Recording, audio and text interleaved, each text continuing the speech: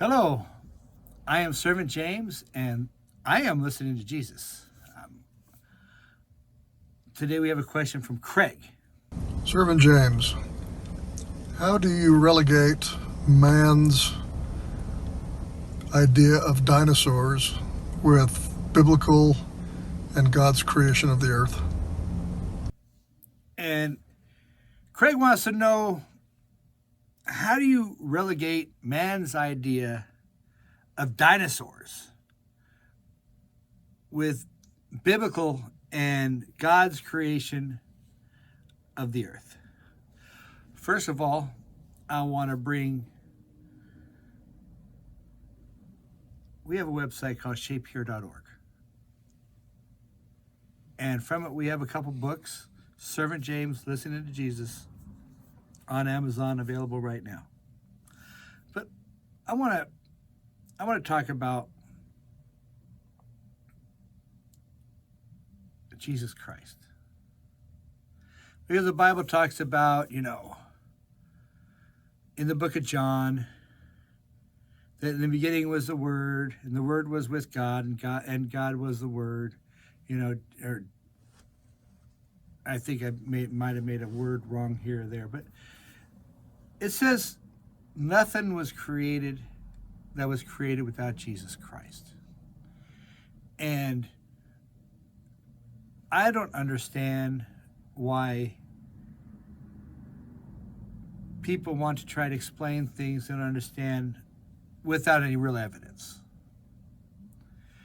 Yes, there are dinosaur bones. I don't know how old they are, but you can look at it in the Bible. There was a flood. Noah's Ark happened. The earth was covered with water. It could have been before then.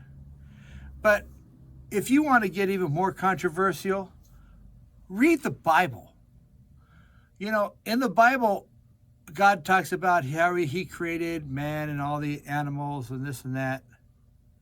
And then it says again how God created man and all the animals and man. He counts the days. Is there two creation stories?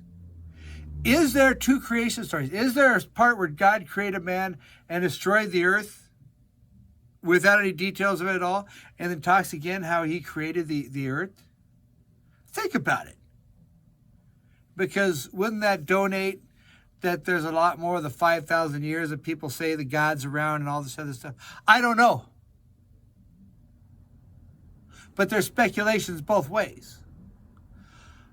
People talking about, God was on the face of the earth for a long time, and he created light. And he did all this stuff on every day. And how long those days were until he made them 24-hour period, I don't know. People, I heard speculate, the beginning days were 1,000 years. I don't know. Bible mentions Leviathan. That's it. Leviathan was on the earth. I don't know. But what do I know? I know that, by faith, I believe that Jesus Christ walked the earth, died on the cross, and rose from the dead. And am I focusing on all the little nuances of the Bible? Because, you got things like, the Nephilim. The Nephilim walked the earth, and they created the giants because they, interacted with women and had kids, and they were the giants. Okay, so there's a lot of stuff in the Bible that's interesting, and you can sit here and poke about it. But in the Bible, in the Holy Bible, the one that I read, God's speaking to everybody. Can you hear him speaking to you? Is he talking to you about dinosaurs? Because if he's talking to you about dinosaurs, shouldn't you devote a portion of your life to find out what you know about dinosaurs? There's a lot of people that are just digging up the bones, and they're bringing all this stuff and archiving all this evidence because they want you to see the facts and make your own decisions. Because they don't really know what happened to the dinosaurs. They don't know how life was worth. They can, kind of have an idea because they got these fossilized things and the shapes, the stones around the dinosaurs, and that's a lot of work. That's a lot of work to get the thing. Who knows? Because they've also carbon dated footprints from the time of the dinosaurs too. So how old were those footprints? How old were those dinosaurs? I don't know. God is not speaking to me about dinosaurs because they just don't matter to me. I think it's interesting. I love dinosaurs.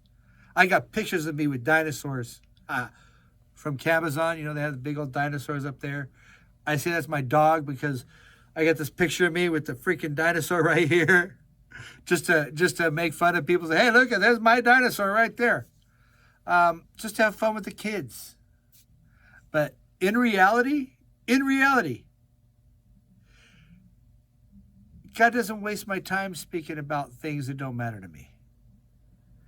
Because when he does explain things to me, I really don't understand what he's saying.